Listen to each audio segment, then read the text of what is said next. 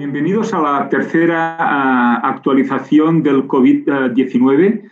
En primer lugar, quería dar las gracias a la Fundación de Lluita per la Sida, que dirige el profesor Buenaventura Clotet, por darme la oportunidad de hacer estas actualizaciones a través de su plataforma de formación médica continuada. El título que le hemos dado a esta tercera presentación es ¿qué ha ocurrido? ¿Dónde estamos 100 días después de la pandemia del COVID-19? Y hay muchas cosas nuevas. Algunas cosas que hemos comentado en las dos actualizaciones previas no las vamos a repetir y vamos a centrarnos en la información que se ha generado sobre todo en las últimas 4 semanas. Bueno, la historia comenzó en Wuhan en diciembre del 2019, aunque estudios patológicos recientes parecen indicar que el virus ya llegó a Europa, a Francia, a finales de ese año, ¿no? Y probablemente los estudios patológicos que se están realizando ahora en numerosos países europeos nos podrán decir con más precisión la fecha exacta del origen de esta pandemia. Saben ustedes muy bien, porque vemos al ministro cada día, que desde el 15 de marzo estamos en estado de alarma y, por tanto, llevamos 2 semanas en esta situación. ¿Qué hemos aprendido en todo este tiempo? Pues bien, si vamos a la página web de la Universidad de Johns Hopkins, pues esta nos actualiza permanentemente el número de casos y ayer, domingo, había más de 4 millones de personas infectadas con el diagnóstico confirmado en 187 países del mundo, con casi 300.000 fallecimientos. Estados Unidos es en la actualidad el país que lidera el ranking y España es el segundo con más de 220.000 casos. En esta tabla pueden ver la mortalidad asociada a los casos confirmados de COVID-19, la mayor parte hospitalizados. A nivel global es de casi el 7% y en nuestro país es de casi el 12%. Volveremos más adelante con estas estadísticas en el apartado del pronóstico. Bueno, si nosotros analizamos la información científica que va saliendo pues en PubMed, en la Web of Science, el sábado hice una consulta a esta base de datos y, como pueden ver, en los últimos 4 meses se han publicado casi 9.000 artículos biomédicos sobre el COVID-19 y una editorial muy interesante publicada en Nature el día 1 de mayo se indicaba que el número de publicaciones se está doblando cada 2 semanas y no parece que haya llegado aún a su pico, ¿no? Por tanto, poder digerir toda esta información lleva una enorme cantidad de trabajo. También, si vamos a las distintas bases de datos de estudios registrados y nos centramos, por ejemplo, pues en la de clinicaltrials.gov, en el día 7 de mayo había más de 1.200 estudios y más de 400 ensayos clínicos, ¿no? Por tanto, vamos a ver qué cosas relevantes en estos distintos apartados nos ha generado el mundo científico en estas últimas 4 semanas. Del genoma del virus, que no voy a repetir, nos vamos a centrar sobre todo en lo que es el gen que genera la espícula, que es la que va a buscar el receptor celular. Se han efectuado un estudio muy interesante basado en más de 4.500 genomas y el árbol filogenético que ha analizado las mutaciones que pueden aparecer en esta espícula. Ha identificado una, la D614G, que parece que es la que está predominándose y extendiéndose rápidamente en Europa y que podría estar asociada a una mayor transmisibilidad. Este estudio, publicado el día 5 de mayo, está generando mucha controversia médica y científica y veremos si lo que han encontrado estos investigadores se confirma en estudios posteriores. Desde el punto de vista, digamos, del ciclo viral, conocemos muy bien que la entrada es a través de los receptores de conversores de la angiostensina tipo 2, pero se conocen mucho mejor estos primeros pasos. De hecho, la espícula tiene 2 subunidades, la S1 y la S2, Y una vez la subunidad S1 se ha unido al receptor ACE2, se precisa de una proteasa transmembrana que tiene este nombre, TMPRSS, que corte las dos subunidades de esta espícula y permita que la subunidad S2, con un péptido de fusión, se ancle en la membrana celular y se inicie la endocitosis para liberar el material genético y producir nuevas partículas virales. Es muy interesante dos cosas, que esta proteasa transmembrana está modulada por los genes productores de andrógenos, y luego que también hay fármacos que pueden inactivarla y que podrían tener una utilidad terapéutica, como el Camostat, que se ha utilizado para el tratamiento de enfermedades pancreáticas. De cara a la liberación no hay novedades. Lo que se ha caracterizado mucho mejor son los receptores AC2 y esta proteasa transmembrana. Bien, la puerta de entrada del virus es respiratoria y causa una neumonía. Pues bien, los receptores AC2 se encuentran tanto en el tracto respiratorio superior como en el tracto respiratorio inferior, como en la unión bronquiolo-alveolar a nivel pulmonar. Estudios de expresión de este receptor demuestran que todas las células pueden tenerlos, pero que las expresan primariamente con mayor densidad son las células secretorias transicionales bronquiales, que van a dar lugar a las células copa y a las células ciliadas.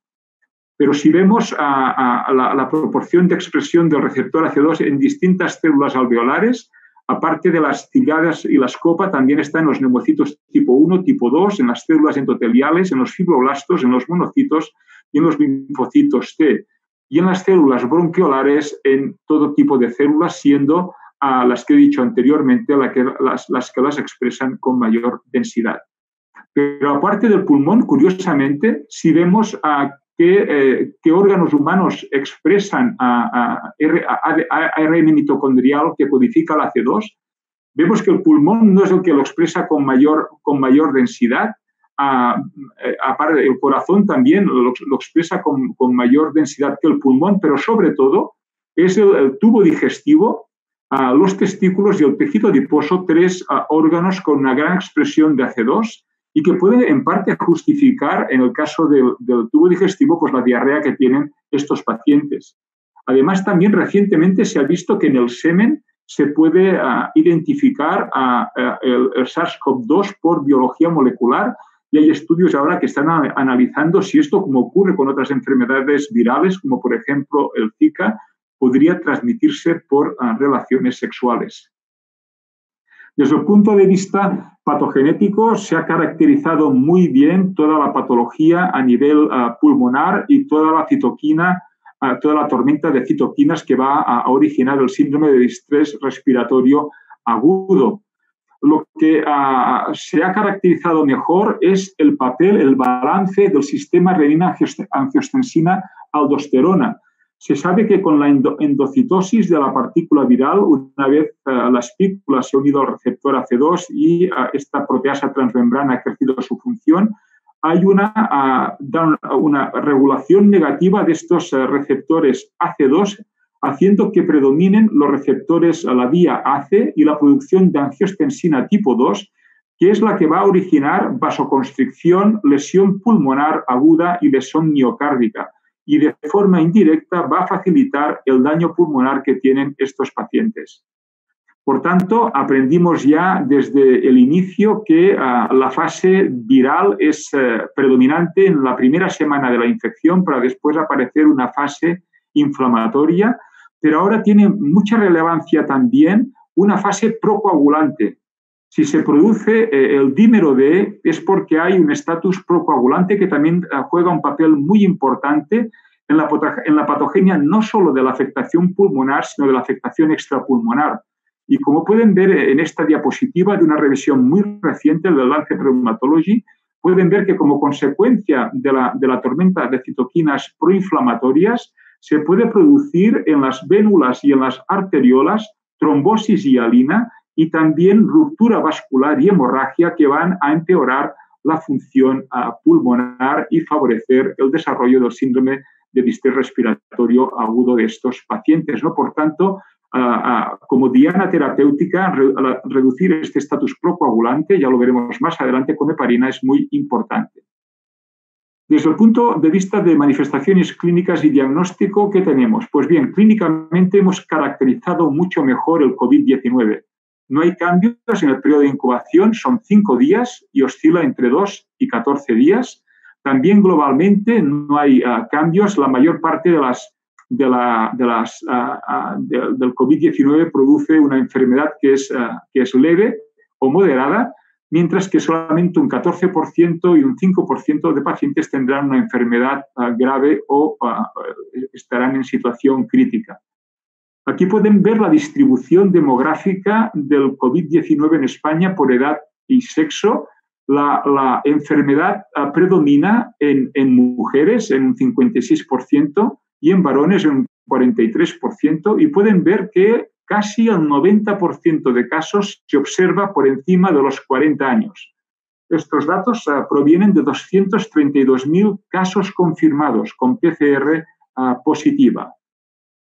Desde el punto de vista de las condiciones predisponentes, sobre todo a la enfermedad grave o crítica, se ha caracterizado mucho mejor el tema de qué ocurre con el COVID-19 en pacientes con hipertensión.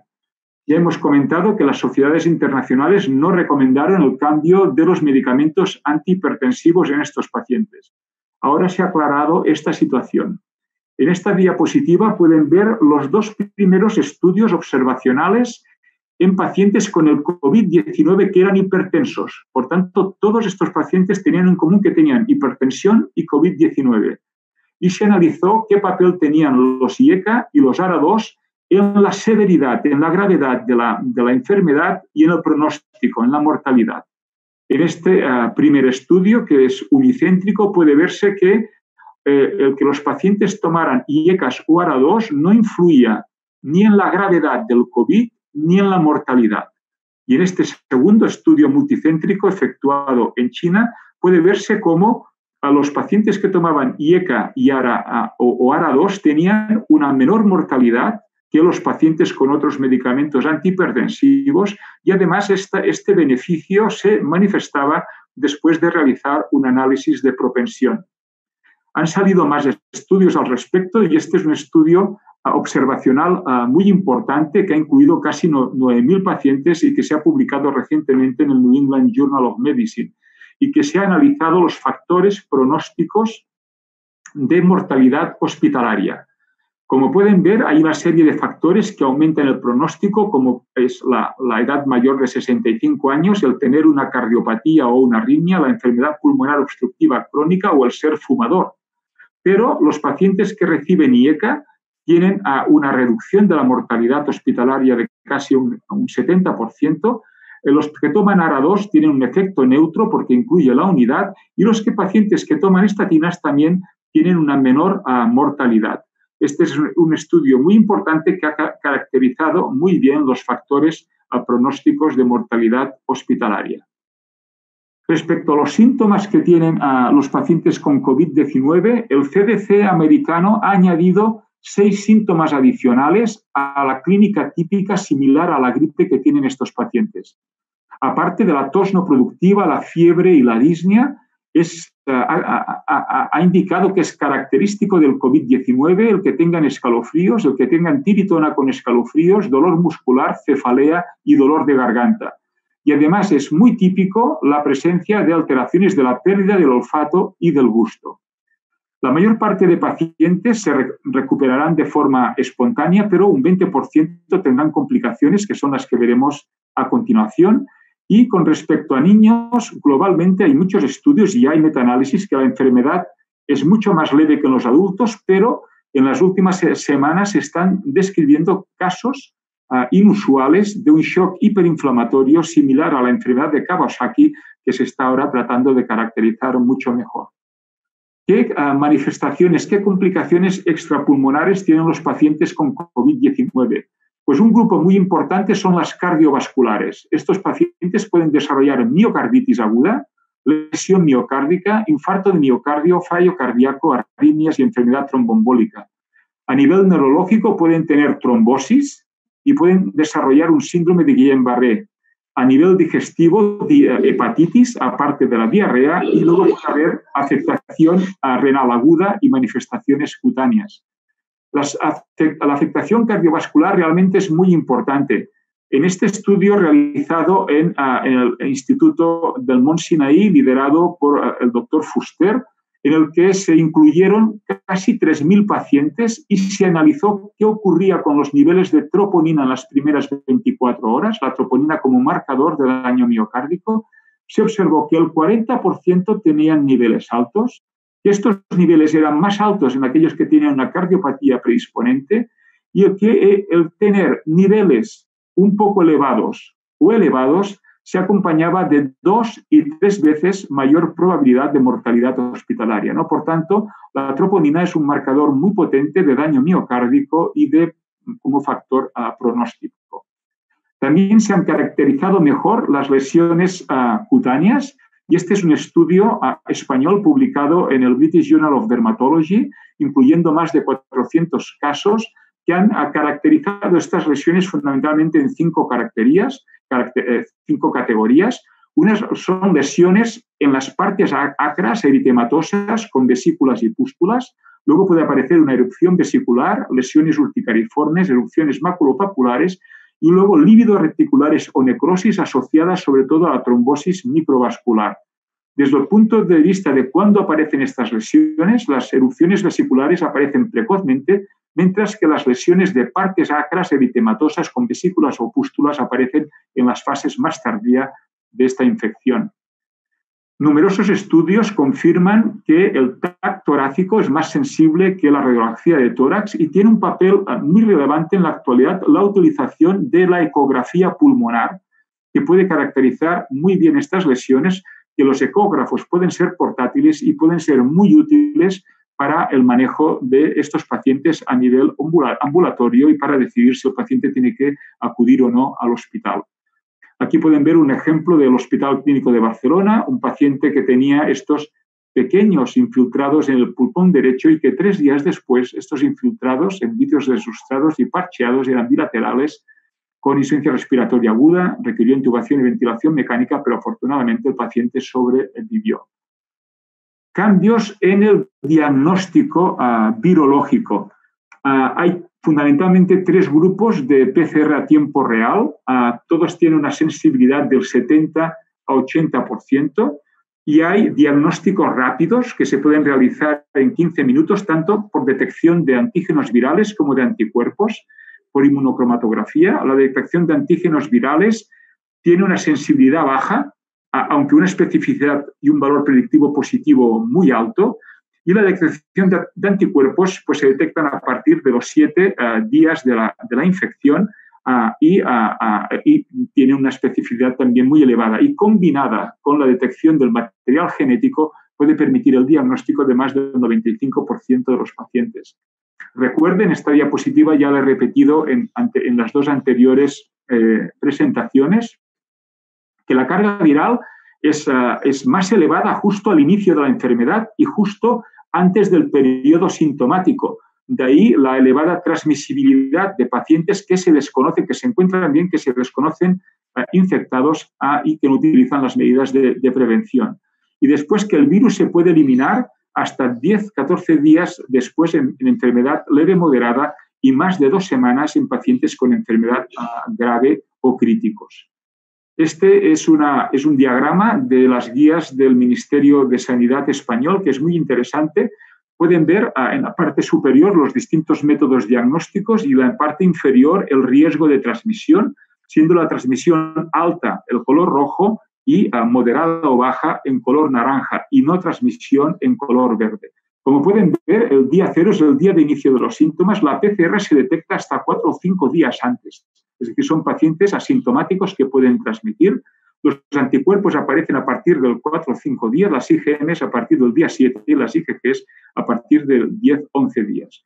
Fíjese que los pacientes asintomáticos o con enfermedad moderada pueden transmitir el virus hasta los 14 días, mientras que los graves o críticos más de 4 semanas, 4, 6, sobre todo los típicos, y hasta 8 semanas.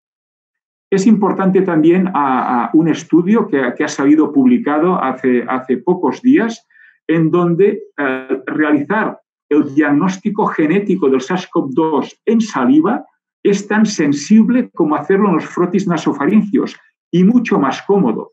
Aquí pueden ver en la izquierda de la diapositiva cómo la concentración del virus en saliva es tan o más alta que en el frotis nasofaringio, y aquí en muestras pareadas pueden ver cómo los títulos, la concentración es más elevada en saliva que en el frotis nasofaringio. La saliva es tan fácil de poder utilizar como muestra para el diagnóstico biológico que justo el sábado la FDA autorizó el primer test de saliva casero para el diagnóstico del COVID-19. El otro tema que es importante y que ha caracterizado muy bien a un grupo alemán de investigación y ha publicado en Nature hace ahora un mes es un poco la cronología de la infección viral y la asociación con la aparición de anticuerpos. Aquí a la izquierda de la diapositiva pueden ver la concentración de bacterias en el tracto respiratorio superior. Es una serie pequeña de pacientes, pero fíjense que hay pacientes que pueden tener 9 logaritmos. Estos son 100 millones de bacterias por muestra, por frotis realizado, y otros que pueden tener 1.000 o 10.000. Y esto hace que unos pacientes puedan aclarar el virus antes y otros después. ¿De acuerdo? El otro tema que es importante es la infectividad. Aquí se puede ver la aparición de anticuerpos, la seroconversión de los pacientes, que aparece sobre todo en todos los pacientes al cabo de 9 días. Y aquí, si las muestras PCR positivas del frotis nasofaringio infectan o no a las células Vero en los cultivos celulares. Y pueden ver cómo la infección, el cultivo es positivo hasta el día 8, que es cuando casi todos los pacientes tienen anticuerpos, mientras que el cultivo es negativo a partir de los 9 días. Esto significa que en los pacientes que han desarrollado anticuerpos, aunque tengan una PCR positiva, no transmitirían la infección. El problema es que este estudio se ha realizado en muy poquitos pacientes y hacen falta más estudios que confirmen estos resultados, pero esta combinación de detección de anticuerpos y de la PCR puede ser muy útil a la hora de poder determinar si se debe mantener el aislamiento o no de las personas infectadas. Desde el punto de vista pronóstico, volvemos a la diapositiva inicial. La mortalidad de los casos confirmados a nivel global es del 7%. En China, donde el brote epidémico ha finalizado, es del 5,5%. En España es de casi el 12%, pero en Francia y en el Reino Unido es de casi el 15%. Fíjense que en Alemania es de solo un 4,4%, a pesar de tener tantos casos, casi como Italia, España, Francia o el Reino Unido, y las razones de esta baja mortalidad no se han caracterizado aún muy bien.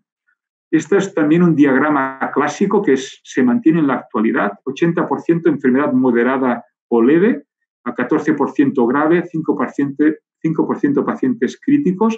Fíjense que de un 10 a 15% de pacientes con enfermedad moderada o leve progresarán a severa y que un 15-20% de pacientes con enfermedad grave progresarán serán pacientes críticos. Y todo esto ocurrirá en 2 semanas. Globalmente, la mayor parte de pacientes se recuperarán y un 4% en este estudio realizado en China fallecerán, pero la mortalidad llega a ser del 50% en pacientes en cuidados intensivos. Aquí pueden ver la mortalidad. Esta es la gráfica original del estudio chino por las décadas de la vida y pueden ver cómo a partir de los 50 años la mortalidad se dobla por cada década. 2% en los 50, 4% en los 60, 8% en los 70, 16% en los 80. Estos son los datos reales en España. Mueren más hombres que mujeres y fíjense que el 98% de fallecimientos ocurren por encima de los 50 años. En la década de los 40 la mortalidad es del 1%, que no es despreciable, es la mortalidad que tiene la gripe en gente mayor. En la de los 50 es del 3%, en la de los 60 es del 8%, en las de los 70 es superior al 20% y en la de los 80 es superior al 40%. Esto, además, justifica el que haya habido esta mortalidad tan elevada en los geriátricos españoles. Por otra parte, parece un estudio reciente publicado en el European Heart Journal parece relacionar que la mayor mortalidad en los hombres se correlaciona con unos mayores niveles plasmáticos del receptor AC2. ¿Cuáles son los factores pronósticos? Este también es el primer estudio que lo analizó y que vio que la edad, que se ha mantenido en todos, el SOFA y esta variable, este marcador procoagulante, el D-dímero, se asociaban de forma independiente a un peor pronóstico, pero ya en el estudio de otras citoquinas y del recuento linfocitario había muchas de estas variables que tenían una tendencia no significativa a un peor pronóstico. Esto se ha confirmado en numerosos estudios posteriores. Miren, las variables clínicas que se asocian con la mortalidad es la edad, es muy potente, y la presencia de comorbilidades, incluyendo la obesidad. Como variables de laboratorio, todas estas variables se han asociado de forma independiente a un peor pronóstico. Es muy potente el cociente neutrófilos linfocitos, la interleuquina 6, la proteína C reactiva, los niveles de LDH, la ferritina, el dímero D, el proBNP, la troponina y el grado de insuficiencia respiratoria, tanto mirado como por la saturación de oxígeno como por la PAFI, se asocian de forma independiente a un peor pronóstico. También la extensión de la enfermedad respiratoria por radiología de tórax o por escáner, y luego las variables evolutivas, como he dicho antes, el SOFA, el ingreso en UCI o la ventilación mecánica. Con todas estas variables se están construyendo muchos scores para poder identificar subgrupo de pacientes con buen o mal pronóstico. Uno de ellos, y muy sencillo, es el COL-STOR. Las letras de este acrónimo hacen referencia a la presencia de comorbilidades, a la edad, a los niveles de linfocitos y de LDH. Fíjense que aquellos pacientes que tienen un score igual o inferior a 6 tienen un valor predictivo negativo de no progresión superior del 99%. Por tanto, podemos estar tranquilos.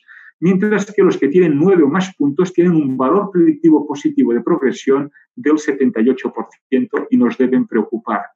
La última variable que se ha añadido a esta lista de variables es la carga viral. Es el primer estudio que indica que a más carga viral, más probabilidad de tener una enfermedad grave. Es el primer estudio y harán falta más estudios que corroboren esta variable, que es el inóculo viral, como se ha correlacionado en muchas enfermedades infecciosas. El inóculo bacteriano y el inóculo fúngico se correlaciona con un peor pronóstico.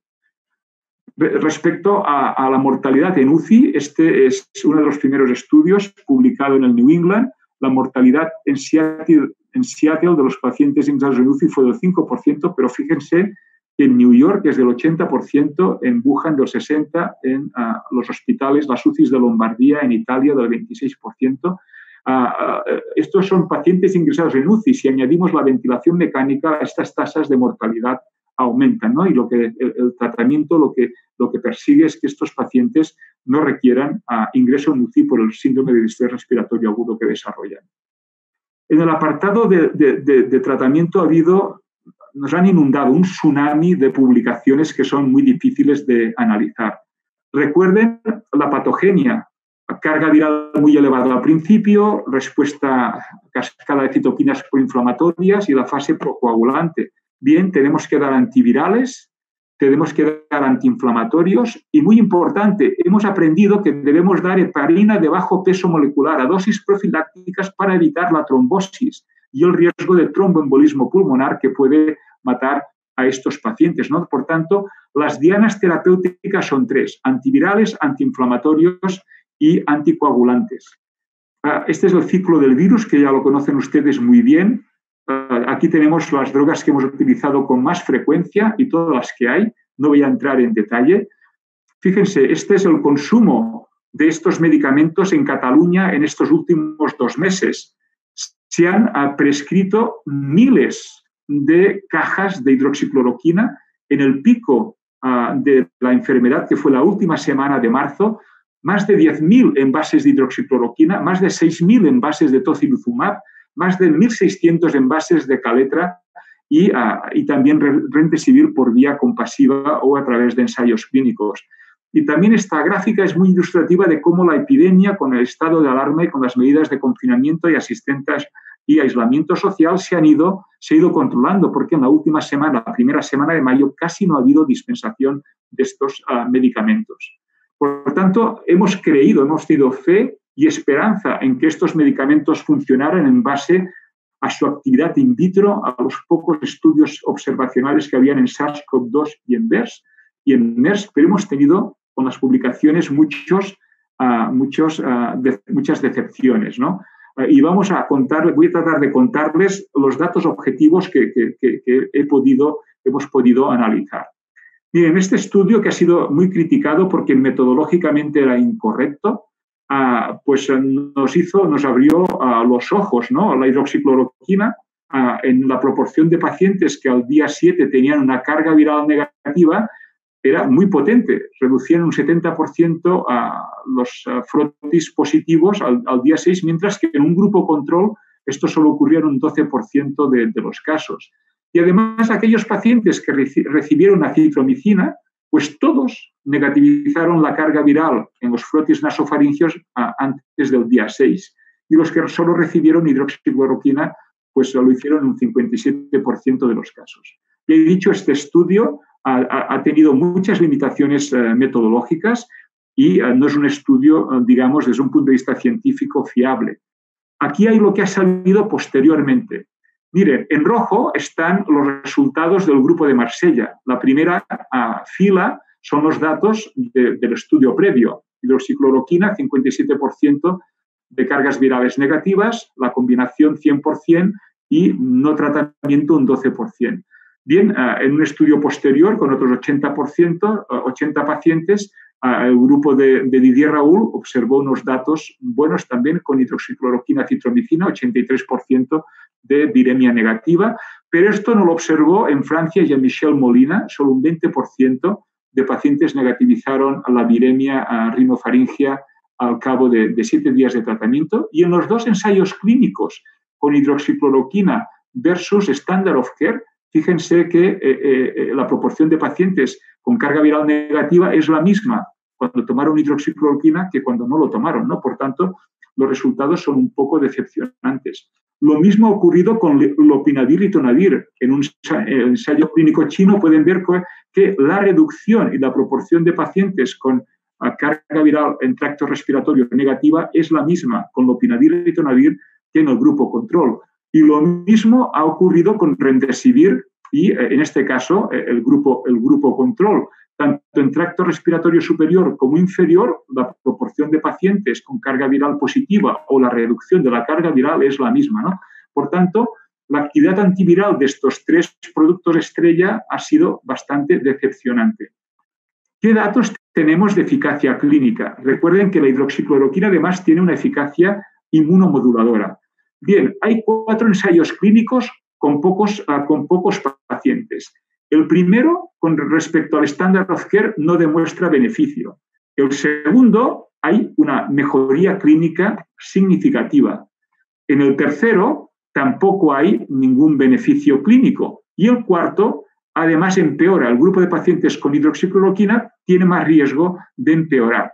Por tanto, tenemos 2 estudios neutros, uno a favor y otro en contra. No sabemos muy bien realmente qué utilidad tiene la hidroxicloroquina en pacientes con neumonía por COVID-19. Si vamos a mirar la mortalidad en teóricamente grandes estudios observacionales, pues tampoco hay datos muy concluyentes. En este estudio observacional se murieron más los pacientes que tomaron hidroxicloroquina o la combinación de hidroxicloroquina con acitromicina. En este otro estudio observacional parecería que la tendencia es la misma, aunque cuando ajustaron por las variables, por los factores de progresión basales, no hubo diferencias en términos de necesidad de intubación o muerte. En este otro estudio observacional, pues los que tomaron hidroxicloroquina pues murieron menos. Y acaba de publicar el grupo de Didier Raoult 1.000 pacientes tratados con la combinación y 99% sobrevivieron, ¿no? Por tanto, ya digo, nos falta un verdadero ensayo clínico que acaba de posicionar la hidroxicloroquina o la combinación de los 2 medicamentos para tratar el COVID-19. Lo que sí ha demostrado un par de estudios de una forma muy clara es que la hidroxicloroquina reduce estos marcadores subrogados inflamatorios, tanto la interleuquina 6 como la proteína C reactiva, como pueden ver en este estudio, y tiene que acabar, y hay ensayos clínicos en marcha, de ver qué actividad puede tener en casos leves y como profilaxis pre- y post-exposición. Lo que sí parece bastante evidente es que fuera de ensayos clínicos no debemos dar la combinación de hidroxicloroquina y acitromicina, no solamente por el riesgo de aumento del intervalo QT, que es claramente superior cuando se utilizan estos dos medicamentos combinados, sino porque hay estudios observacionales de que aumenta la mortalidad. Muy bien, con lopinavir-ritonavir ya comentamos este estudio que no había beneficio clínico, aunque si se daba precozmente había una tendencia a una mejoría. Bien, esto era monoterapia. El sábado salió un estudio de terapia combinada de lopinavir-ritonavir con ribavirin e interferón beta-1b, en que estas tres drogas funcionan mejor que lopinavir-ritonavir en pacientes con COVID-19 leve o moderado. La variable de análisis principal es el tiempo a la negatividad de la carga viral, que se reduce en 5 días con el tratamiento combinado. Y aquí pueden ver además cómo la reducción es mayor en términos de reducción de la carga viral en todos los puntos del estudio. Y también hay una mayor mejoría clínica. Pero como les he dicho, son pacientes con neumonía leve o moderada. De hecho, ningún paciente falleció. Y aunque este fármaco es heavy, esta combinación es heavy, solamente un paciente con lopinavir salió del estudio por efectos secundarios. El siguiente fármaco a analizar es el remdesivir. Han salido 4 estudios muy importantes. El primero es el uso compasivo de remdesivir. Este estudio se dio en unos 50 pacientes aproximadamente. Fíjese que en pacientes intubados el 56% mejoraron. En los no intubados, pero que necesitaban ventilación mecánica no invasiva, mejoraron el 71% y todos los que no estaban en UCI. La mortalidad en ventilación mecánica fue del 18% y del 5% si no se precisó, y solamente un 7% tuvo que pararse al remdesivir por efectos secundarios. Estos datos fueron mejores cuando la ventilación mecánica era no invasiva y en los pacientes con menos de 70 años. Pero aquí, ¿qué nos falta? Nos falta un grupo control, un grupo comparador. No sabemos si pacientes similares irían mejor o peor. De hecho, el primer ensayo clínico bien hecho, aleatorizado, doble ciego, controlado con placebo, dio un resultado negativo. No mejoró remdesivir al placebo. El problema es que este estudio se paró cuando se habían incluido 236 pacientes porque dejaron de haber casos en China de COVID-19 y la potencia del estudio se redujo de un 80% a un 58%. Importante respecto a la seguridad que un 12%, y recuerden esta cifra, de pacientes necesitaron parar el remdesivir por efectos adversos. La estrella que ha cambiado el panorama es este ensayo clínico adaptativo de los Institutos Nacionales de Salud americano, que incluyeron, es un ensayo clínico aleatorizado, más de 1.000 pacientes con neumonía grave en 68 centros de todo el mundo. El estudio demostró que la variable principal era el tiempo de recuperación, definido por alta hospitalaria o volver a tu nivel de actividad normal. Y fíjense que el remdesivir redujo en un 31% el tiempo de recuperación, pasando de 15 días en el grupo control a 11 días en el grupo tratado con remdesivir, y también hubo una reducción de más de 3 puntos de la mortalidad que fue una tendencia, que tenía una tendencia estadísticamente significativa. En base a estos resultados, la FDA aprobó por vía emergente el uso de remdesivir en COVID grave el día 1 de mayo. Gilead también está sponsorizando otro trial, el trial Simple, en el que compara 5 versus 10 días de remdesivir. Y los datos demuestran que 5 días funciona tan bien como 10 días, y la tasa de efectos adversos que motivan la salida del estudio pasa de un 10 a un 5%. Recuerden que en el estudio previo era un 12%, por tanto, dar 5 días se reduce los efectos adversos graves que motivan la parada del remdesivir a la mitad. El problema de este estudio es que también nos falta un grupo control. Esto ya lo vamos y hay una gran investigación detrás. El plasma convalescente de pacientes recuperados con anticuerpos neutralizantes se puede utilizar para tratar pacientes graves con COVID-19. Y ahora nos vamos a mover, dejamos los antivirales, nos vamos a mover al manejo de la tormenta de citoquinas. Tenemos datos nuevos de tocilizumab, sarilumab y anakinra. De corticoides no hay nada nuevo en el horizonte. Recuerden que en el SARS y el MERS había algún estudio que sugería un beneficio clínico, pero en general lo que se observó es que el nivel de viremia y el aclaramiento se retrasaba con los corticoides. Hay editoriales como esta que han analizado la evidencia del uso de corticoides en pacientes con coronavirus y no los apoya. De hecho, hay más efectos secundarios que beneficio, aunque este estudio observacional efectuado en China vio que los pacientes con síndrome de distrés respiratorio agudo, la mortalidad era menor en los pacientes que tomaron metilprednisolona respecto a los que no la tomaron. Pero realmente necesitamos ensayos clínicos. ¿Qué tenemos de los inhibidores de la IL-6 como el tocilizumab? Este estudio ya lo comentamos, es un pequeño estudio pivotal en 21 pacientes con neumonía grave. Todos, menos un paciente, todos fueron dados de alta y no hubo muertes en el momento del estudio. Caída rápida de la proteína C reactiva, mejoría rápida de la temperatura. Un estudio en Italia ya con 63 pacientes, observacional también, demuestra buenos resultados con una supervivencia del 89% y un mejor pronóstico cuando el tocilizumab se administró en los primeros 6 días del ingreso. Con sarilumab, Sanofi en Regeneron han publicado esta nota de prensa analizando respecto al placebo la utilidad de sarilumab 200 versus 400 miligramos. Lo que les puedo decir es que 200 miligramos no funciona, los resultados son idénticos al placebo y el DSMB ha recomendado continuar solamente en la fase 3 con pacientes graves y con alta dosis de sarilumab de 400 miligramos al día. Por tanto, los 200 miligramos no están recomendados. También hay el primer estudio observacional con anakinra, el inhibidor de la interleuquina 1. Comparaban a estos autores italianos 2 dosis, la dosis alta de 5 miligramos kilo 2 veces al día por vía intravenosa o la dosis baja de 100 miligramos 2 veces al día por vía subcutánea. La dosis baja, importante, se paró por falta de eficacia. Por tanto, hay que dar dosis altas de anakinra que fue segura y que mejoró clínicamente al 72% de los pacientes. Y aquí pueden ver además que redujo de forma significativa, mejoró de forma significativa la supervivencia con respecto a un grupo control.